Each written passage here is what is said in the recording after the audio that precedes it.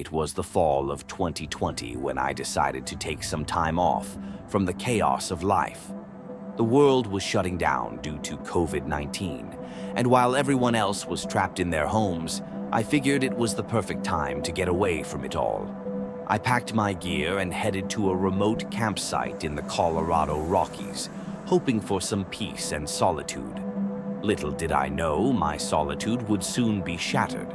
I arrived at the site and set up my tent by a quiet creek. The air was crisp, and the only sounds were the rustling of the wind and the occasional bird call. The snow on the ground crunched underfoot as I began to relax, lighting a small fire to cook some sausages and settle in with a book. The day faded into night, and as the fire began to die down, I felt a sudden sense of unease creeping up on me.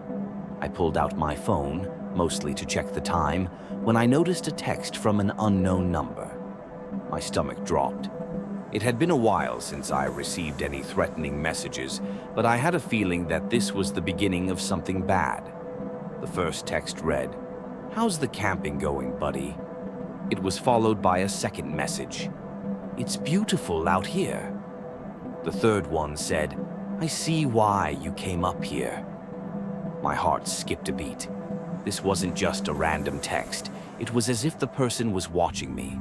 I tried to ignore it, but the texts kept coming. My mind raced. Who could this be?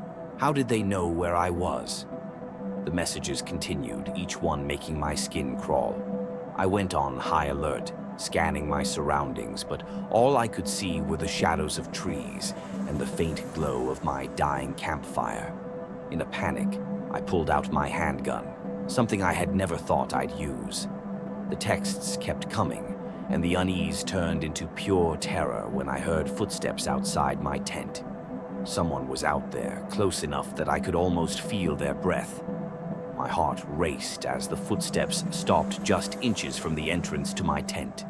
I waited in silence, hoping they would leave. Then, out of nowhere, I heard a flashlight click on, briefly illuminating the tent. A photo was taken. My phone buzzed with another text. "Have a good night's sleep." I was frozen in fear, but the adrenaline kicked in. Without thinking, I unzipped the tent and fired 2 warning shots into the air.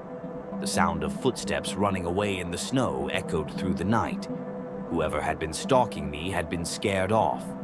I stayed up the rest of the night, alert and shaken, until I finally drifted off into a restless sleep.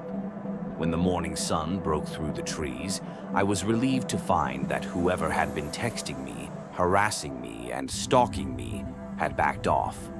It's been almost 5 years since that night, and I haven't received a single message or threat since.